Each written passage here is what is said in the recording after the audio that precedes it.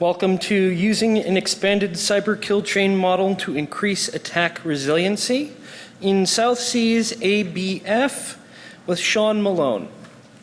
Before we get started, I would like to give a few brief announcements. We encourage you to stop by the business hall located in Bayside AB. The Black Hat Arsenal is on this floor in the Palm Foyer, and there will be a reception in the Arsenal area at 5 o'clock. If you have not picked up merchandise or swag, today is your last day to visit the bookstore in the official Black Hat shop down on level 2. And of course, visit the Kali Linux lab in Mandalay Bay A. Also, now is a good time to put your phone on vibrate, and we thank you for doing so. It makes it easier for the rest of us to ignore you ignoring your phone while we wait for your voicemail to pick it up. Without further ado, Sean Malone.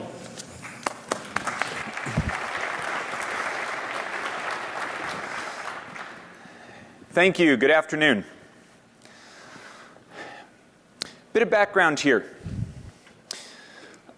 I started in information security a little bit over 10 years ago. Started off building web applications and then realized that it was more fun to break them than build them.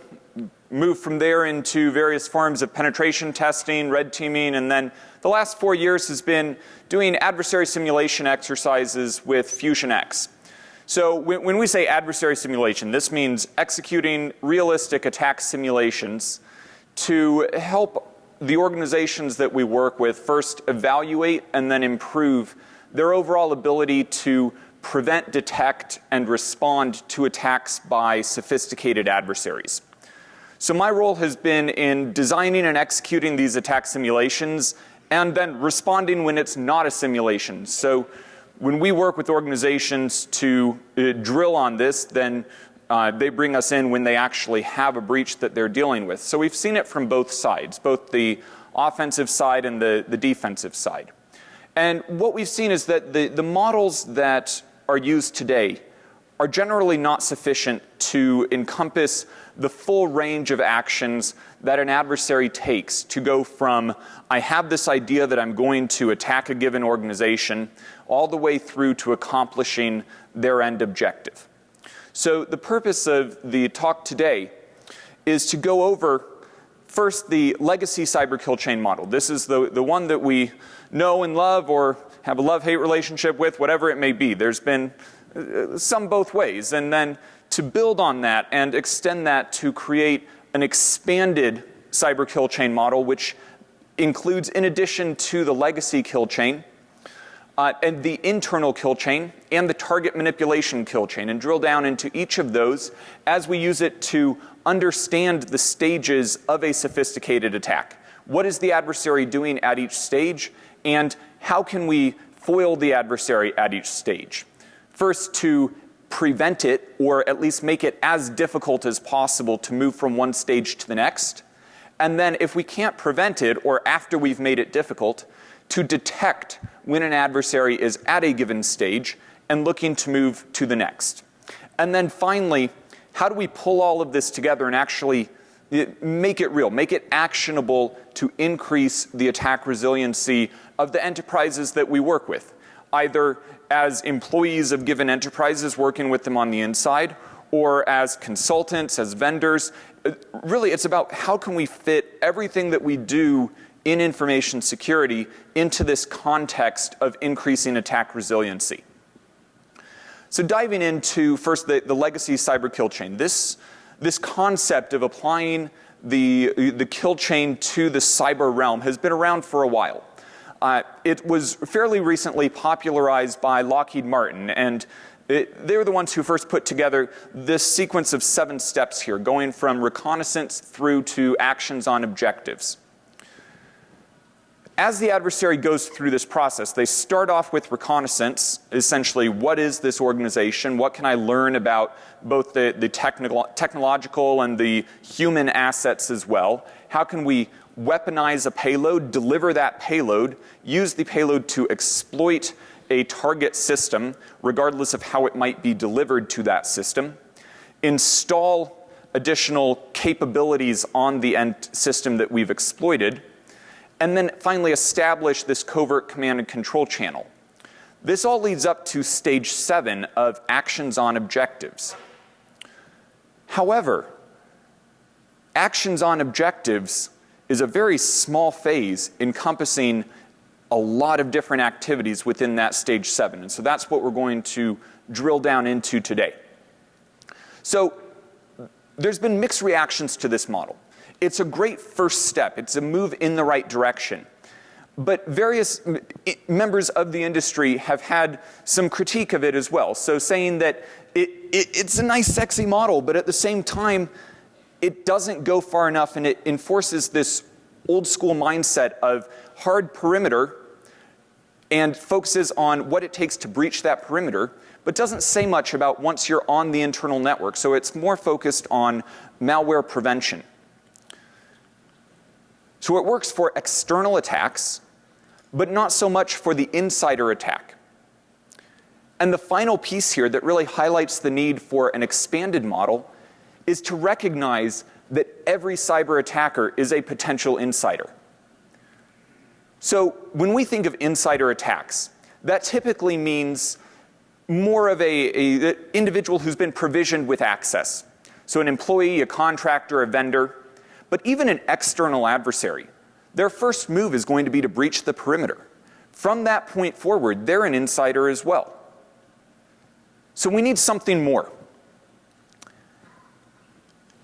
Looking at this model again, if we see the breakdown here, we have 7 steps, and once we get to stage 7, there's an inclination to declare game over because you've reached the end of the kill chain. But we're seeing more and more that that's not sufficient. We have to operate under a presumption of breach. The adversary will get on the internal network. Every cyber attacker can and will be an insider if they have the dedication, the sophistication, and the resources to commit to it. So instead of looking at this as a comprehensive cyber kill chain, instead let's call this the perimeter breach kill chain. Because that's what this is. It really is looking at just the first stages in this attack. So this is all wrapped up into phase 1. How do we get to the internal network, but not where do we go once we're on the internal network to actually achieve that objective? Because the objective is usually not get a piece of data off of a workstation that I've compromised and where I have command and control. When we're talking about a sophisticated adversary with the intent and capability to cause material damage to an enterprise, the objectives are much broader. So when we have these actions on objectives, it really goes back to what is the motivation of the adversary.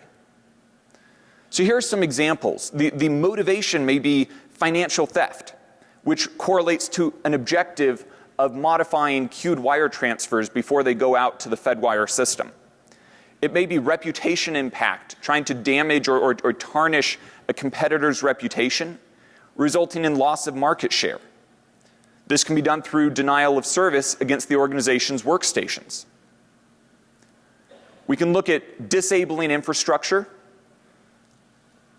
or gaining the ability to provide propaganda support for a coup attempt. We saw this in Turkey, where control of the media was absolutely critical to controlling the message. It's all about controlling the message of what's going on, and you do that through manipulating the broadcasts. You can do this by walking your military unit into the broadcast studio. You can also do this by hijacking the broadcasts and replacing it with your own video feed, regardless of whether or not you're physically in the same location. Even something as direct as a terrorist group looking to cause regional panic by manipulating the balance of chemicals in the water supply. These are objectives, and these are not objectives that are able to be accomplished simply by compromising a user's workstation. It requires going further beyond that. So this is where the expanded cyber kill chain model comes in. We start with the legacy cyber kill chain, which, as discussed, is really focused on breaching the perimeter. We move from that into the internal kill chain, gaining access to the target systems, essentially being on a network segment with the ability to talk to the target systems. So they may be in a secure enclave, a different site, a SCADA control room, whatever it is. You have to be able to talk to those systems in order to then move to the third stage, which is the target manipulation kill chain. In the target manipulation kill chain, the adversary is looking to subvert the processing of those systems in order to achieve whatever their specific objective may be. So let's drill down. We're not going to spend a lot of time on the legacy cyber kill chain.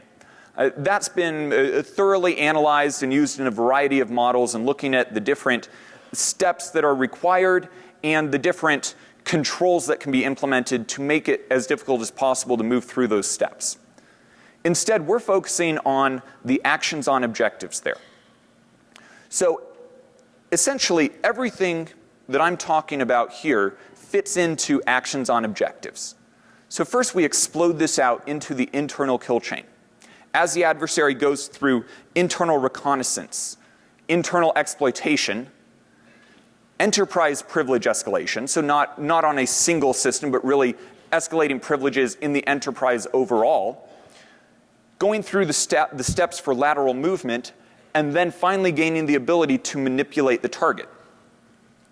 Take this one step further, and we explode target manipulation into its own kill chain, where we again have reconnaissance, but this time on the target system specifically. Exploitation, weaponization, installation, and finally, execution of that weaponized target-specific malware to achieve the adversary's objective. The internal kill chain is going to be common to most objectives in that in most enterprises, the process of going from a compromised workstation or a device plugged into the network to the ability to talk to any system in any secure enclave on the network is a fairly standardized process in most enterprises. The target manipulation kill chain, on the other hand, is highly objective specific. So the steps to go through here, while we have abstracted and generalized into the ones as listed, that's going to look very different if you're looking to manipulate industrial control systems versus redirect wire transfers. Note that there are stages here that occur in multiple kill chains: reconnaissance, exploitation, weaponization. These are activities that the adversary engages in again and again. So they go through essentially a cycle. And that leads to one of the other criticisms of this model overall, is that it's a linear model. So should we be thinking in terms of a kill chain, or is it really more of the OODA loop that's also been put forward? So the OODA loop comes from the world of fighter pilots engaged in a dogfight. In the dogfight, each fighter pilot goes through this sequence of observing their surroundings, orienting themselves in space and relative to their adversary, deciding what the best course of action is, and then engaging in that action, acting to accomplish their objective. Once they act, it goes back to the beginning. The situation has changed, and they now need to go back to observing and engage in that phase again. And so this loop goes on. The reason this is relevant here is that in the dogfight world, if you can go through this loop more quickly, you increase your chance of success and survival. Similarly, if you can disrupt your adversary's OODA loop by forcing them to spend more time, or by adapting your environment such that they have to go back and observe because the environment has changed before they can get to acting, then you can disrupt their actions and make it take longer. So this is a valuable perspective as well. It's a different lens to view the same operation. So from one perspective, it's a line, a linear kill chain model. From another, it's a circle. Combine these, and essentially we get a spiral. Going through this process of reconnaissance, exploitation, escalation, and lateral movement, as the adversary moves from outside of the network, breaching the perimeter, going through the internal kill chain, and then the target manipulation kill chain. So this is perhaps a more accurate, more complete model. But even this may not go far enough, because this model still supposes that the adversary is going along a single track as they go through this process. But as someone who's both participated in simulated attacks and responded to attacks, that's not how it works. Instead, perhaps we should look at it as a tree. The adversary has this point that they're starting at, just call it the origin, and they have an objective that they're looking to get to. As they go through this process, there will be false starts. There will be different avenues of attack. And essentially, it's like a lightning strike, spreading out to find the path of least resistance until you can map through these different links and connections that you can make to the point where you can achieve the objective. My point with these different models is that there are multiple equally valid ways to view this and to conceptualize this process depending on what we're looking to get out of it. So without claiming that it's better or more correct, the one that I'm focusing on here is that expanded linear kill chain model. I'm not making a claim that the movement through that will be strictly sequential and strictly linear, but rather that these are stages that the adversary will need to go through in some manner, in some order, in order to accomplish their objectives. They may go through it more than the two additional kill chains that I've identified.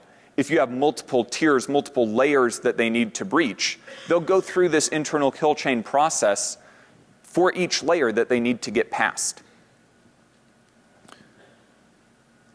Let's now turn our attention to using this model to understand what a sophisticated attack looks like and what each one of those stages means. For each stage here, we'll look at the overall objective from the adversary's perspective. What are they looking to achieve? We'll look at the time required, and this time required is often a wide range, and this is for a hypothetical, typical enterprise, typical objective. This will vary widely. So this is not something where any given stated time required is particularly defensible. I'm not making a claim that it's always going to be within this range, but simply that from experience going through these types of engagements, it's a way to understand the relative amount of time spent in the various stages. We'll look at the offensive TTPs that the adversary is using, tactics, techniques, and procedures. How do they complete their objective? And then the defensive TTPs. How can we prevent and detect an adversary who's at this stage and looking to move to the next one? So for internal reconnaissance here, again, we're skipping over the legacy kill chain. So the adversary has access to the internal network. They likely have access to a single user's workstation. Now what? They're looking to remain undetected. So the first thing that they're going to do is data mine the access that, or the information to which they already have access. This is done through DOMEX, documented media exploitation, of local files on that workstation, as well as network shares, the browser history on the workstation, SharePoints, wikis, and so on, and using that to identify systems of interest and then lightly probing those. So not conducting a large scan, but simply, are there particular ports or services available that we might be interested in as we look to identify vulnerabilities that let us move from a compromised workstation to a compromised server. We can make this more difficult as the defender through granular resource authorization. So a given user, if compromised, has a limited negative impact and amount of damage from that compromise. And we can detect this through behavioral changes. If a given user has access to a large number of file shares, but they only, on a regular basis, retrieve files from 1 or 2, and then tomorrow they retrieve files from 100, something's changed. If we can identify what has changed, then there is a decent chance of identifying when an account has been compromised, even if we're not able to detect the particular command and control channel being used. We move on then to internal exploitation. We've identified the vulnerabilities and useful information. Now we move to exploiting it in order to gain access to systems. So this may be system-level vulnerabilities, missing patches, but more frequently it's web application vulnerabilities, broadcast protocol spoofing, or even something as simple as poor security hygiene, default credentials, all of these types of things, going from access to this workstation to access to a server. So of course then, prevention is about good security hygiene in the enterprise, patch and vulnerability management, including those lower value assets, the development, the test systems, all of these which can be used as stepping stones, even if they are not in and of themselves a high value asset. Detection, this is one where endpoint protection on servers as well can be useful, particularly some of the next generation solutions that look more at the behavior on the workstations as opposed to simply signature-based detections. Once we're on the system, so once we've gained access to one or more servers, then we want to escalate privileges across the enterprise. So part of this is indeed escalating privileges on the individual server to the point where we're an administrative user, and then being able to leverage techniques such as pass the hash, Mimikatz to retrieve plain text credentials, use those to expand our level of access. Unprotected SSH keys are wonderful for this. Credentials and configuration files, all of these types of things that let us extend compromise of a single system to compromise of many systems. Prevention is about running applications with the lowest level of privilege possible, using good security hygiene, and again, behavioral analytics. When is an account behaving in a way that it's not normally supposed to? Once we have access to these privileged accounts, so this may be the service accounts in Active Directory, domain admin accounts. These are not objectives in and of themselves, but stepping stones towards the adversary's objective.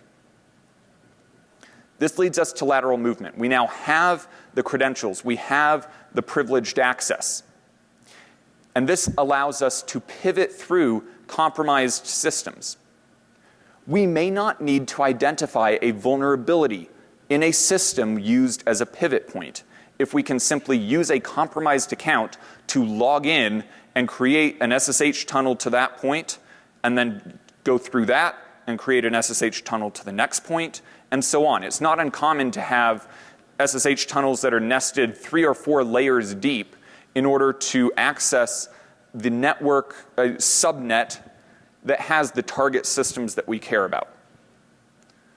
All of this is preparation for moving into the target manipulation kill chain.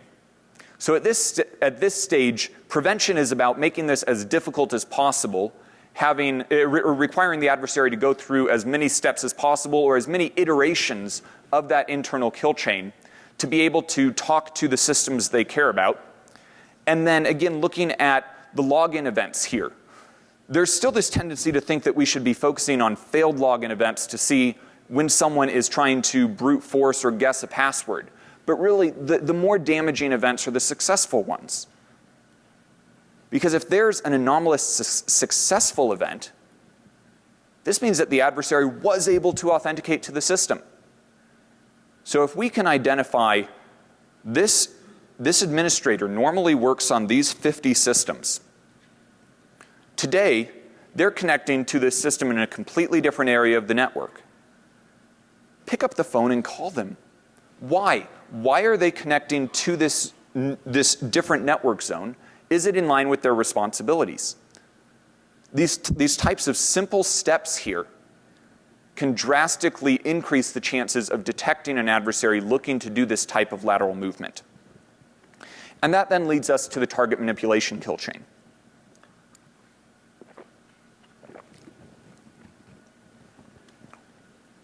So the first step here is going back to reconnaissance.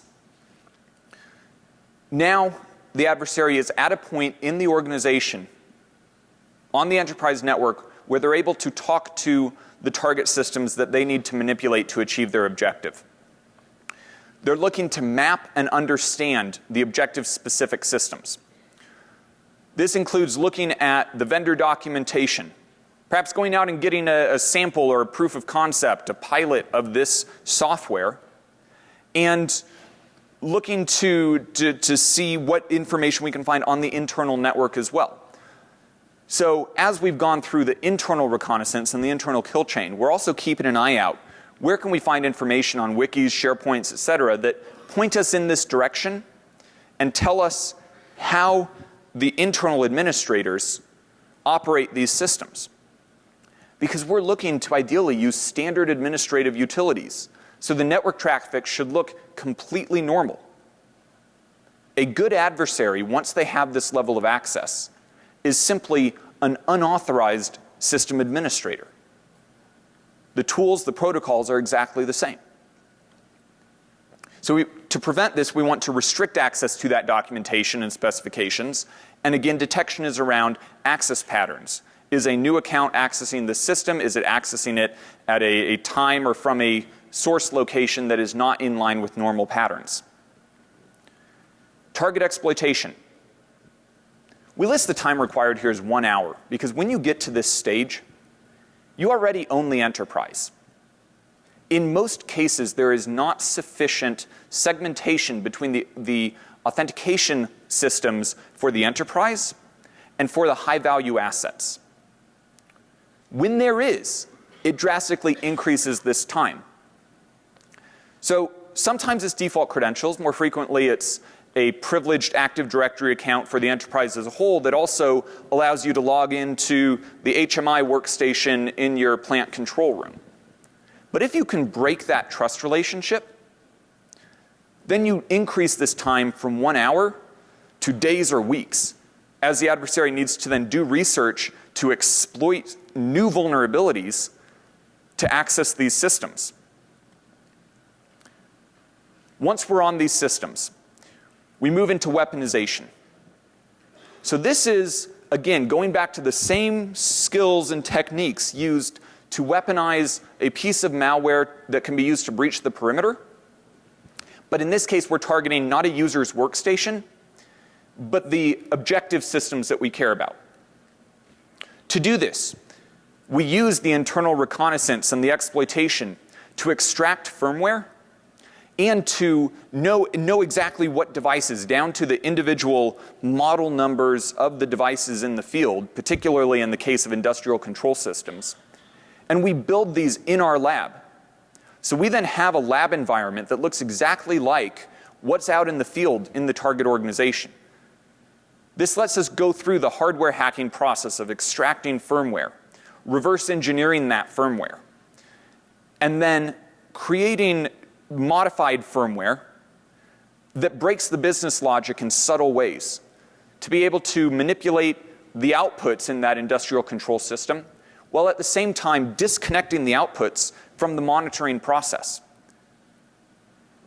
When we have this fully weaponized in that setting, we can be turning valves and pipelines on and off, and it's reporting back to the control station that nothing has changed. So you're looking to not just take control, but take control in a way that is subtle enough that it subverts the detective controls as well. So the general hardening principles here are going to increase the time required to do this. It's not really possible to detect when an adversary is doing this stage because it's offline, it's in their lab environment. But you can make it take longer by having hardened, obfuscated applications. So assuming that at some point an adversary will be able to extract the firmware from this device, and we want to make it as hard as possible for them to actually weaponize the malware targeting these systems. Installation then, again, very quick. We've already done the exploitation, we've already done the weaponization. We have access to install the firmware. If we're doing application signing and file integrity monitoring, this is a good place to be able to catch the adversary, make it difficult for them to install something using or install something without going through the extra step of signing that new binary, and having file integrity monitoring on these critical systems to detect when something has changed. At this point, we have fully weaponized malware to subvert the target systems. We've installed it, and we're ready to execute. We're one step away. But it's not uncommon for the adversary to go dark at this point and wait. Maintain that level of access, be at the stage T-1, and wait for conditions to be right before they move to execution. In execution, pretty straightforward. They're looking to execute the installed weaponized malware in order to achieve their objective, which results in some form of gain for themselves and material negative consequences for their target. But they're waiting for the optimal timing. And this timing is driven by a number of factors. It may be market conditions. Imagine being able to take out a competing retailer on Black Friday. If you can't process transactions, that's a pretty big hit to their revenue. It may also be geopolitical. Getting to T-1, going dark and waiting until you're ready to begin your coup attempt, or you're ready to begin a kinetic invasion and you want to make the country go dark in preparation for that. At this point, it's too late to talk about prevention controls. Prevention has failed. Now we move into the response. How quickly can we respond to a catastrophic event, and do we have the framework to do that? We've done these attack simulations from a zero-notice perspective, where we get to the point where the broad enterprise-wide incident response process has been activated, and the executives of a large financial institution are sitting in a war room trying to determine what the right next step is. And what they realized was that they don't have a framework to determine the relative impact and the relative negative consequences of leaving a compromised wire transfer system online versus taking that system offline and shutting down their ability to process wires on behalf of their customers. So these are the types of extreme situations that need to be wargamed ahead of time so that you have a framework within which to respond in the best interests of the organization. Breach insurance may help with the recovery in terms of the forensics, the containment, eradication, rebuilding systems. It's usually not going to help with the lost market share, the damage to the reputation, and so on. So this execution, this is what we're trying to avoid here. So all of the attack resiliency and the prevention and detection controls all lead up to making it as difficult as possible for the adversary to get to this stage. So how do we do that?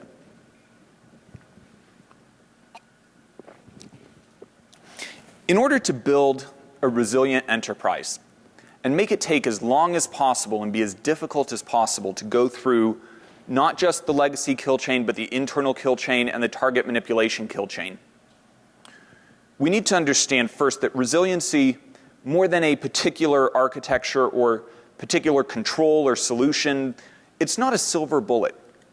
It's a mindset. It's a mindset of looking at every control and saying every control will fail at some point, and being able to respond when it does. So this photograph is from a hotel in Riyadh that I was at a few months ago.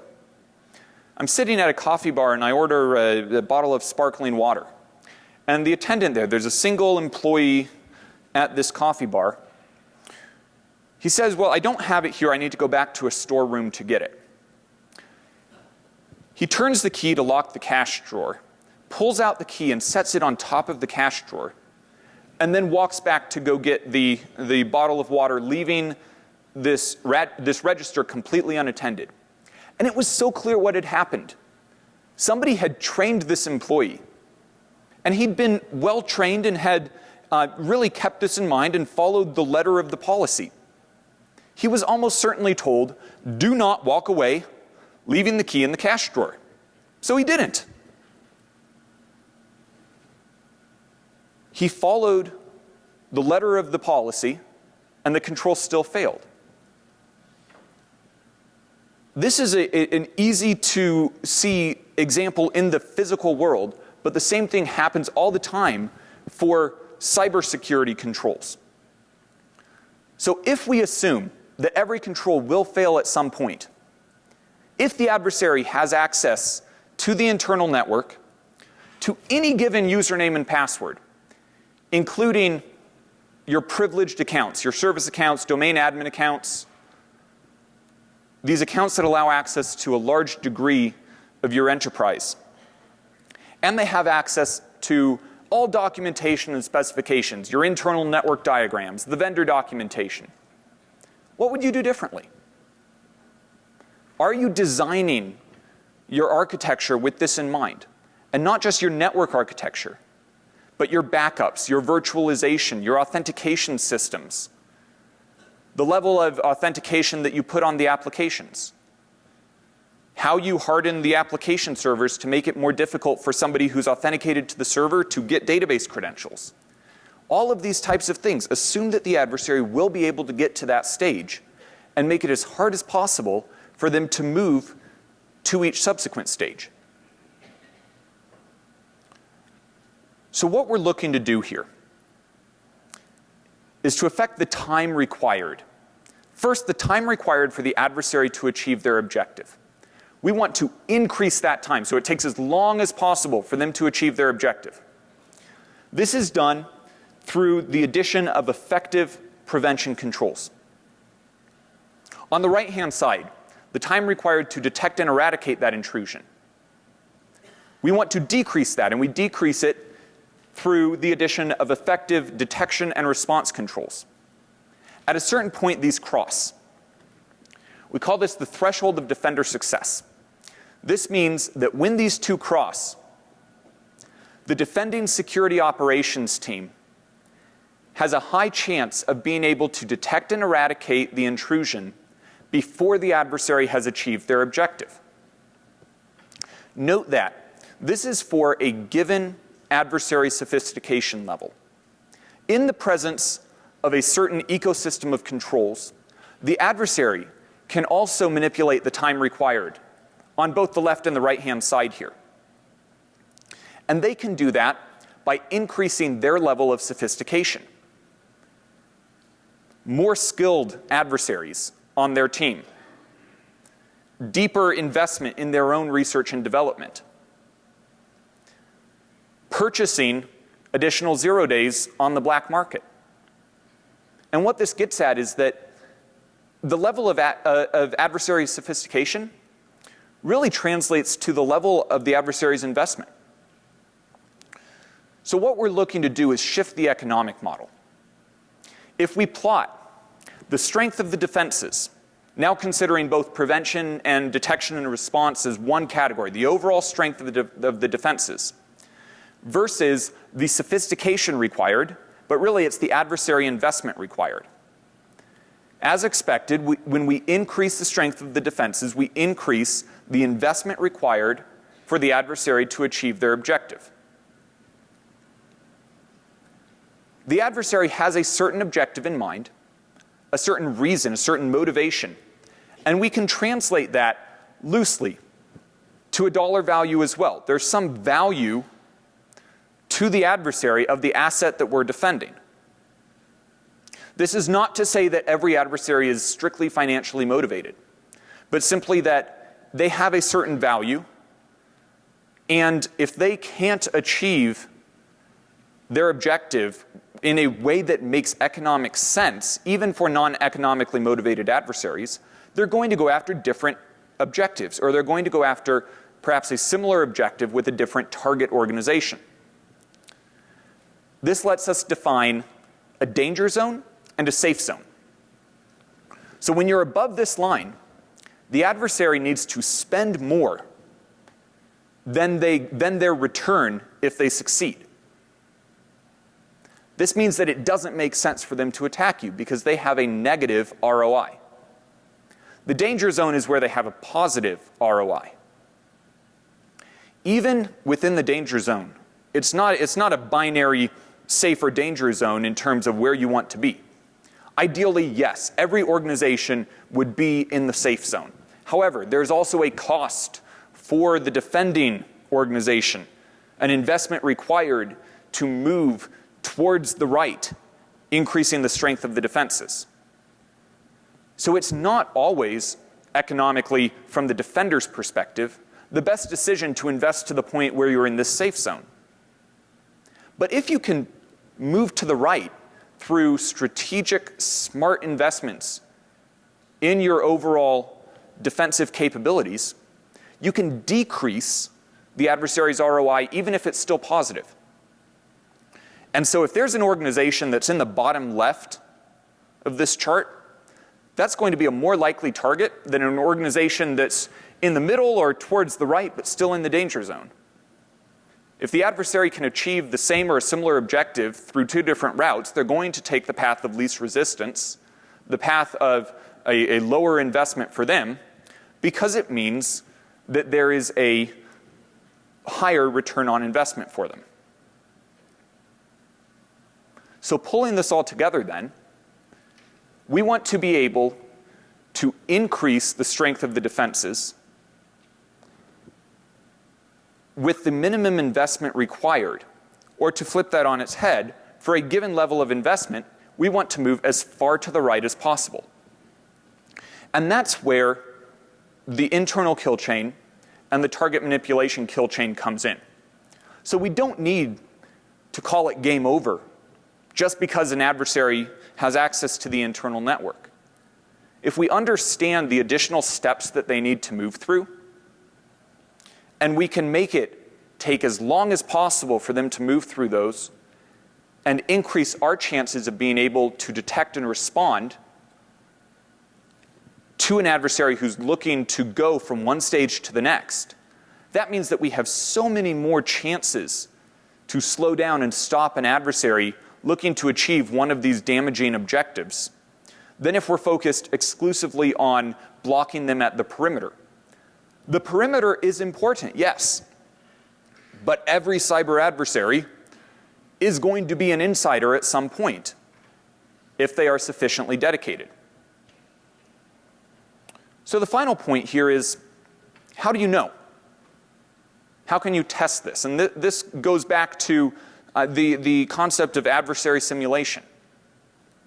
And this is something that it's near and dear to my heart, having spent a fair amount of time here. But we're finding that it's really the most effective way to determine where are you on this horizontal axis. If you go out and actually determine what are the most likely adversaries, what are their most likely motivations and objectives, and then simulate that style of an attack, and this can be by an internal red team, it can be by an external red team, but taking this approach of a business level objective, a zero knowledge, zero notice simulated attack can tell you a lot about how easy it is or how difficult it is for the adversary to move through this internal kill chain and the target manipulation kill chain. And if you can do that, then that will tell you where the gaps are and where the smart money is to be able to invest in specific stages of defenses corresponding to specific changes or specific stages, not just of the legacy kill chain, but also the internal and the target manipulation kill chains. Thank you.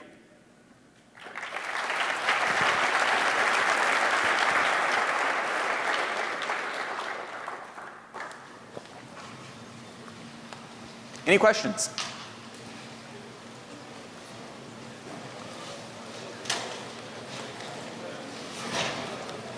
Could I ask you to go to the microphone right there?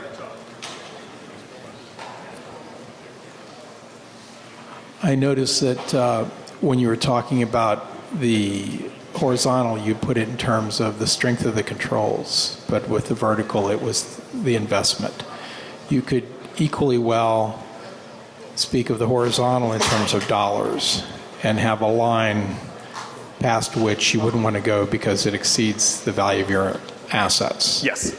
So do you have another slide, or would you consider putting another slide addressing that?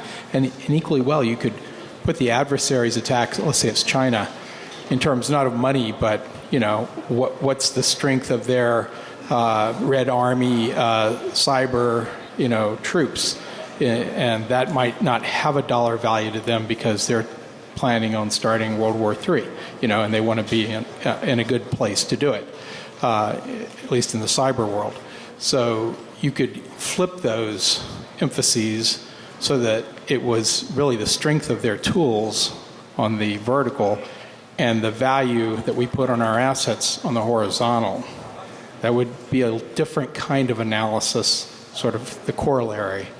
Correct. And the only reason why I don't do that is that can sometimes lead a defending organization to think in terms of, well, just how much money do I need to throw at this problem?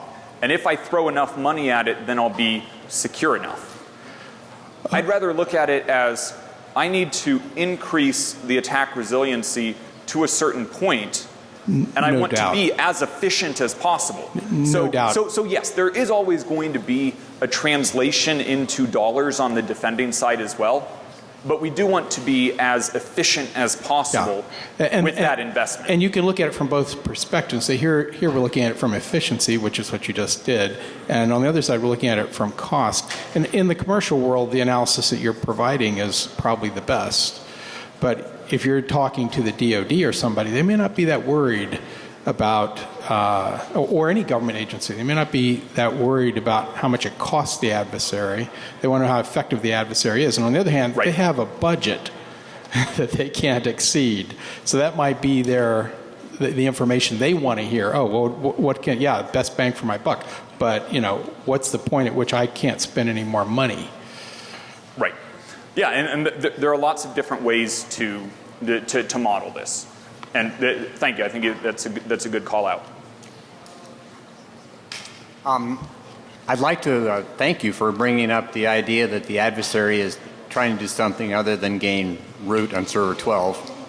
I mean, that's really good at enter an objective. Along with that, may I suggest that beyond just the two measures of time you brought up, maybe then the same idea helping the defender look at ultimately what I want to do is I want my business or mission to succeed, and I want to have greater confidence that that'll happen. And in that vein, something like engineering a risk-aware mission process and wise use of IT, the IT a component of a system called the how I do my business, and allocating to that system a portion of the business cyber defense, eyes wide open, what can it really do? Alternate ways of conducting my mission or business. Right. And I focus again on that end state of if the mission succeeds, if I'm successful in business, that's what I want to achieve. And the things you talked about, the time things, that's part of how I might do it. But maybe I have a manual override switch I can throw. But I won't think about that unless we continue what you started, which is what is the adversary's real objective? It's not that thing in the system. That's only an intermediary. I thank you for bringing it up. Maybe those other ideas will help too. Sure. Thank you. Question? Yes.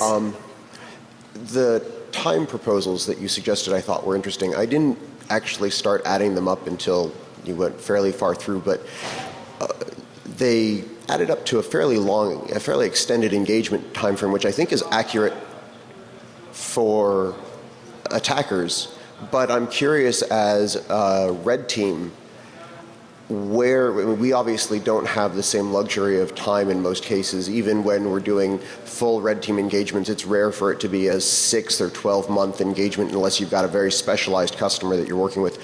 Where have you found the opportunities for either compression or essentially cheating and shortening things down? So first, we do the full-scale attack simulations, sometimes with the right customers who have targets on their back and see the value in doing that full, more extended, sophisticated simulation. So it's not uncommon for us to do attack simulations where we are embedded in their network for 9, 12, or more months. And in that case, we will go through that full process. But there are elements when you're testing this that you can shortcut. And those would be things like, if an organization really fully understands, yes, an adversary will get on the internal network, you can start on the internal network. Alternately, you can shortcut the reconnaissance phase by providing pointers to the red team on where the systems of interest may be. Excuse me. All right, thank you.